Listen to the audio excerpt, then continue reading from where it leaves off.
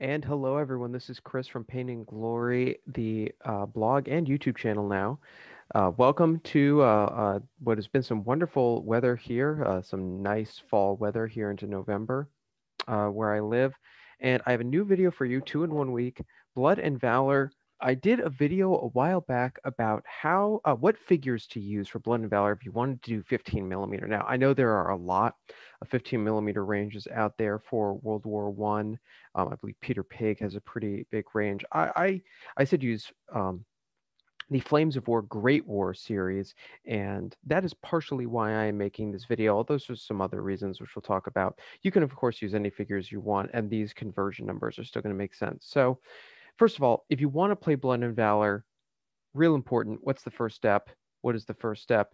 You go buy the rules from Firelock Games. They are some fantastic rules, and I really can't say how much of a great job Firelock and specifically the authors Rufus and Kai Devane did with these rule sets. And yes, they are based on the Blood and Plunder series, but they are not the same game, right? They have the same skeleton, but it really goes and it turns it into a World War One game rather than um, just making it kind of the Blood and Plunder naval pirate game with a fresh coat of paint. It's a different game. And of course, step two, buy some awesome 28 millimeter figures. Phalanx Consortium, they're the officially supported figures. You can buy those either directly from Phalanx Consortium or directly from Firelock Games or other distributors. War Games Atlantic, those are the ones I have purchased for my Germans, as they are the only plastic World War One figures that I am aware of in 28 millimeter, or really any scale, probably. I believe they were coming up with some French. Gripping Beast French, those are what my French forces are. And then there's just a lot of great stuff out there. But if you wanted to do 15 millimeter, for all the reasons I listed in my previous video, which I will link down in the description below if you haven't seen it already, you can't go wrong with the Great War line from Battlefront Miniatures, which is a subsection of their Flames of War game. I've never personally played it. However, they are some really, I think, high quality, high detail 15 millimeter figures. They are in metal. I don't believe they are in plastic like some of the newer World War II Flames of War figures, but they are nice metal sculpts. I have seen the photographs from Battlefront. I've also seen photographs from a friend of mine who owns these figures and is painting them up. So let's just say you have gotten your hands on a Great War, Flames of War kit. Like one of my recommendations, the German infantry platoon, code GGE712, comes with everything that you see there. And it's pretty much everything you would really need to play um, roughly 150 points to maybe 200 points of Blood and Valor at 15 millimeter. Right, you have two officers, one of which you can just say is a regular old rifleman. You got 38 riflemen, a couple of light machine guns, a couple of rifle grenadiers, which even if you're not using them as rifle grenadiers, you could just use them as riflemen. You got a sniper with a spotter, and although in World War One, at least in Blood and Valor, you don't get to use the spotter as a spotter, again, you could just say, well, he's a rifleman, or you could just put him there for flavor and not really count him. And then you get two flamethrowers. You can only use one, but if you're playing for fun, do whatever you want. A couple of submachine gun troops for your stormtroopers, and then an anti-tank rifle, which you can either count as a rifleman, or I have it on good authority that anti-tank rifles will be in the next game. So you've got everything you could possibly need here. So how are we actually going to convert this into a 15 millimeter game? Because all the distances are written for 28 millimeters. All the movements, all the ranges, the table sizes, the game is designed for 28 millimeter. Well, the easiest solution is you base everything on the 25 millimeter round bases that the game is designed for, and then you play in a standard size table, different sizes depending on the scale of the game, and then you're done, and you just go play the game. Now, I personally would not want to do this because I think a 15 millimeter figure on a 25 millimeter base looks a little small. It just makes the figures look even smaller than they already are. And 15, we're not talking 6 millimeter figures here. They're not that small, but they are still significantly smaller than 28 millimeter figures, roughly half the height. So I think it's better, and this is one of the reasons I would play with 15 millimeter figures, is you can scale everything down and you can play in a smaller table. Or you could play big games on a more reasonable sized table. I know a lot of people who just simply don't have the space for, well, it's kind of what we consider a 4x6. A standard table in Blood and Valor would only be a 3x6, but people don't necessarily have 6-foot wide dining room tables. So you could scale this down with 15mm figures, and it won't look quite as weird as if you scale down 28mm figures.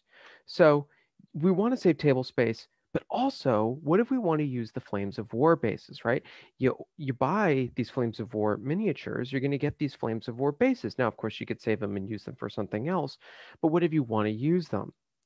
Now, this is a game with individual casualty removal, so you're going to have to keep track of casualties some way if you're doing multi-figures on a base, probably with a die I would recommend.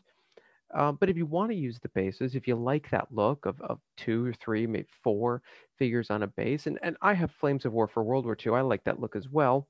It looks, cohesive like a squad moving around. Then what are we going to do? Well, I'm going to do some math. Okay, I'm going to warn you right now. I'm going to do some math. There are going to be areas involved. So if you want to skip to the important stuff, I'm going to put a time code in the description where you can just skip to what are the lengths I recommend. What do I recommend converting lengths for? For suggestion, a regular move, it's called an advanced in Blood and Valor, is 4 inches. You can convert that down to 3 inches, and that's a pretty good conversion of 28mm figures to 15mm figures, make a 4-inch move down to a 3-inch move. But why should we do that? Here's the math. Again, skip this section. I'll put a time code down in the description. So math. How much space does a 25mm round base take up? Well, with some pretty basic math, you calculate the area of 25mm and you end up with 490mm squared. But circles have a lot of dead space around them, right? This is not like, classic Warhammer, a bunch of square bases, marching in lockstep right next to each other. Circles have a lot of dead space, so you can't just put circles right next to each other and fill in all the space. There's going to be a lot of empty space in between them. So you can notice I've arranged the circles into a square. That takes up about 625mm squared per base on average. Now, of course, it's that times 4 for all 4 of those, but I brought that down to per base. If you put that down over into a rhombus or diamond shape, it's about 675mm square per base, just depending on how you've got them stacked. However, these numbers are a little overkill. We can't put anything in between them, but there's a lot of empty spaces in the corners there. So I'm going to average the 600 and roughly 50mm squared and the 490mm squared and say, okay, how much does the round circle take up on your table? Round circle. It takes up about 570mm square. Okay, that's going to be my working area for a 25mm round base. Now, why does this matter? If we want to try to maintain balance in the game, now, if you're playing this at a tournament level, you're going to need to play with 28mm figures. That's how it's designed. You're going to need to play with 25mm bases, 28mm scaled terrain, etc. If you're dealing with vehicles, they're 156 scale probably. But if you're playing this for maybe friendly competition, you want to try to keep the ranges and all of that relatively balanced. You're going to want to try to scale everything down at the same rate. So if we're scaling down the size of the bases, then we also need to scale down the table size. Remember, that's one of our objectives, is to play in a smaller table. And that means we're going to have to scale down the distances. If we make the table smaller, but we don't make the ranges smaller, it's going to throw off the balance. It's going to make short-range weapons a little more powerful than long-range weapons, just because it'll be easier to get into that close range. So we got to scale down movement. We got to scale down ranges. We want this to be consistent. Now, the easiest way to do this is, instead of playing with 25mm round bases, you play with 20mm round bases. This is very common washer size. I know a lot of people like to base their figures on 1-inch washers. You can also very easily find 20mm washers. And then you just shrink all of your measurements by 20%. We'll talk a little more about this later. But if you want to play on those Flames of War bases, well, what is the area that's taken up by the Flames of War bases, so that we can figure out how much smaller we are scaling down the area of our figures. Now, there's two different bases we need to worry about. There is a large base that is for artillery pieces. Artillery pieces in Blood and Valor are not on the table, although you could certainly use one as scenery if you wanted, as terrain to be fought over, perhaps. But for figures, we need to worry about the medium base. That is the 5-hole base pictured, but also it very commonly comes with only 4 holes. Or there's also a small base that either comes with 2 or 3 holes, depending on whether you're dealing with a 2-man weapon team or a 3-man command team. So the medium base, that's the 4 or 5-hole base. That has a dimensions of 50 by 32 millimeters. It's a rectangle. It does have slightly rounded corners, but we can't really put anything in those rounded corners. So we're just going to treat it as a pure rectangle. With 4 figures, the area per figure is 400 millimeters squared. This is about 30% less area per figure than using a 25 millimeter round base. So if you remember, if we just use 20 mil round bases, that's a 20% shrinkage. If we use the Flames of War bases, that's a 30% shrinkage. So when we scale our distances, we're going to want to aim for somewhere between 20 and 30%. Notice I say with 4 figures, I do recommend putting 4 figures onto these bases and not 5. I think for Blood and Valor, that's better because the smallest squad size in Blood and Valor is 4 figures. And so and the largest squad size for regular troops is 12. And so it's just very easy to scale up and down with, well, 1 base is 4 and 2 base is 8 and 3 base is 12. And then if you need to say, oh, I want a 10-man squad, throw 2 men down there and then put a dice down that says actually, -2. You also could take one of the smaller bases and throw 2 men on there. So you could easily throw them in there and say, well, I want a 10-man squad. So I'm going to have 2 medium bases of 4 each and then 1 small base of 2 men. And that's pretty simple too, especially because, as we'll see, the small bases, the 2 or 3-hole bases, they're 25 by 32 mil rectangles. They're exactly half the size of the medium bases. Their area is exactly half the area of the medium bases. And now these have either 3 holes or 2 holes, and that's going to be useful because command squads in Blood and Valor come in 3-man units. The actual officer and then 2 buddies, runners, meat shields, whatever you want to call them. So at 3 figures, we're down to 267 millimeters squared. If you go with 2 figures, and that's primarily going to be for your weapon squads, your flamethrowers are 2 figures. For the Brits, their sniper team is 2 figures, etc. Those are going to be the same 400 millimeters squared. So 2 figures on a small base is the same area per figure as 4 figures on a medium base. This works out really well. It's pretty similar. If you're cramming 3 figures onto a small base, yeah, technically they're a little tight in there. So my recommendation is, again, for regular infantry squads, put 4 figures onto a medium base. And maybe so you can have instead of going for 8, 12, you can instead have 6 or 10-man squads. You might have a small base and you throw 2 regular infantry on there. For a command squad, it's really up to you. You could either put all 3 of your command figures onto a small base, or you could spread them out onto a large base. I'd say put them on the small base. That's Flames of War convention, and it's not really that big of an issue. With the 2-man squads, that's perfect. There are 1-man units. It's primarily snipers. For them, you could either just put the lone sniper onto a small base, and then it's 1 figure per 800 millimeters. It's not a huge deal. We're doing conversions here. If you want, you could put that sniper on a 20 mil round, just on his own, or if you want, you could just leave the spotter on the base, even though only the Brits actually get the spotter.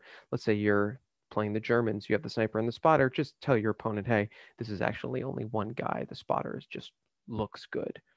The one other thing that I don't mention here is weapons teams. So things like the 37 millimeter cannon that the Americans and the French use, and also the heavy machine guns that pretty much every country uses, and trench catapults. Don't forget about trench catapults.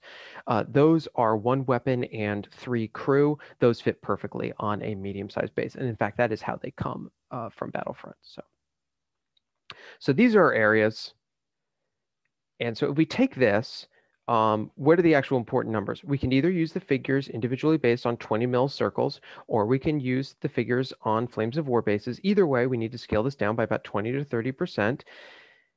So we've got two options here, two potential solutions. Both of them are good in some ways and have flaws in other areas. So the most elegant solution is, I will call this the metric solution, because 1 inch equals 2.54 centimeters. 2 centimeters is 21% shorter than 1 inch. Well, we need to be between 20 and 30% smaller. So why don't you just take 1 inch, whatever 1 inch is in the rule book, turn that into 2 centimeters. You just shrank everything by 21%, pretty close to 20%, especially if you're using 20 mil round bases. Now, that's incredibly elegant. You don't really need to do a lot of math. Whatever the numbers in the book are, you just double them and convert it to centimeters. Of course, you're going to need a metric measuring tape then. I don't know about you. I'm American. I don't have a metric measuring tape. Could I get one? Very easily, but I don't have one. So the other solution, I will call this the imperial solution, or the heck yeah America solution, is, well, if we need to convert everything down by between 20 and 30%, well, the 20% solution is covered by the metric solution. 30% ends up with some really weird numbers. So why don't we do 25%? 1 inch becomes 0.75 inches, 3/4 of an inch. It's 25% shorter. And for the most part, all the numbers will be round, because most of the numbers in Blood and Valor are divisible by 4, like 4, 8, or 12, and then they just become 3, 6, or 9. But there are some numbers that are not divisible by 4. Like you get ranges that are 6 or 18, and then you're going to end up with half inches. So do you need a metric ruler for this? No, but you'll have to deal with half inches. It's not a huge pain in the butt. But like I said, both of these have ways in which they're better, and both of them has ways in which they're slightly flawed. Ultimately, the numbers are very close. So here's where we're going to actually get to the numbers. What do you need to do in order to convert the game? Well, you could just do the math yourself, but I am going to go through the numbers really quickly, and I'm also going to include a PDF with a link down in the description of all of the converted numbers that you'll need to do. And this is really about it for the game. There's not that many numbers in Blood and Valor, so pretty much everything's going to fit on one piece of paper, maybe double-sided. So table sizes. There are 3 main table sizes: 3x3, 3x4, and 3x6 feet. I threw 3x5 in there just in case you were messing around with that. 3x3 feet is for a 150-point game, and if you use the inches system, that turns into 27 by 27 inches, which is just over 2 feet. It's 2 feet 3 inches squared. In centimeters, that's 72 centimeters by 72 centimeters, which is 2 feet 4.3 inches. So you can really see how close the 3/4 inch versus the 2 centimeter solution are. Obviously, the bigger the table, the bigger the discrepancy. But even if we go all the way down, let's skip down to 3 feet by 6 feet table. That's probably the biggest table you're going to use unless you're playing some sort of jumbo size game. In the inches, that's 27 by 54 inches. 54 inches, 4'6". So this is very easily playable on a dining room table. I know my dining room table could definitely fit something that's a little over 2 feet deep and about 4.5 feet wide. And I just have a regular size, kind of oval dining room table. And in the metric side, that's up to 72 centimeters by 144 centimeters, which is 4'8.7". So it's a little less than 3 inches longer. I could still fit that on my dining room with room to spare. So this definitely works out. Now, onto the actual game. For movement, there's pretty much only 2 main moves that you can take in the game: advance and run. Advance is 4 inches and run is 8. So that is going to convert to 3 inches for advance and 6 inches for run, or if you're using the centimeter system, 8 and 16. Also, you can fall back, but a fallback is also 4 inches. You can also make consolidation moves after successful close combat. That's 1 inch. Here's where we're going to have to deal with partial inches. So 1 inch becomes 0.75 inches. That's our scale conversion, or 2 centimeters, again, our scale conversion. And the only terrain measurement that really matters in this game, the only one I found in the rules, is elevated terrain is anything that is 1 inch higher than the area around it, and you can see over troops using elevated terrain. So if I'm on a hill that's 1 inch high and there are friendlies in front of me, I can actually shoot over those friendlies, which normally I wouldn't be able to. So again, we're converting that over to 3/4 inches or 2 centimeters. For range bands, this is an important part of Blood and Valor. You've got, these are not official titles, this is what I call them: point blank, short, medium, and long range, which give you penalties of 0, 1, 2, and 3. And again, pluses are penalties in this game because it's not a plus to your die roll, it's a plus to your target number, and a higher target number is bad. So for point blank range, these are all pretty much in 6-inch bands. 0 to less than 6 inches, we'll have to convert that to 0 to less than 4.5 inches, or in metric, 0 to less than 12 centimeters. And then going up from there, we max out with long range being 18 inches or more. That's, again, we get some weird numbers: 13.5 inches or 36 centimeters. I personally think the metric solution is a little more elegant, but again, I know most wargamers, even wargamers in metric countries, play in inches and feet, unless the metric system might not be to your liking. Most weapons in this game do not have maximum ranges. Pretty much every weapon in this game can shoot all the way across the table. Table's not all that big anyway. There are a couple of weapons that have maximum ranges, and one that actually has a minimum range.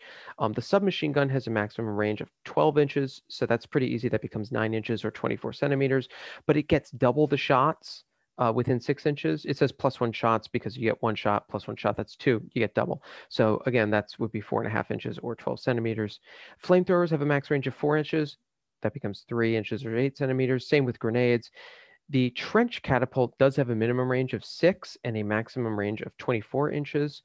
So we've got 4.5 to 18 or 12 to 48. And then rifle grenades, 18 inches becomes 13.5 or 36 centimeters. For the artillery barrages, they don't actually have distances. You can artillery barrage wherever you want, but they do have widths by which you hit things. It's not so much a template, it's the distance you measure from the target unit. Again, I suggest you read the rules for exactly how this works. Regular artillery and gas is 4 inches. That becomes 3 inches or 8 centimeters. Naval gunfire is 6 inches, so we end up with the awkward 4.5 inches or 12 centimeters. And moving on to the very end, command ranges and special rules. There are only a handful of special rules in this game that involve inches. Most of them involve modifiers to rolls, depending on the scenario.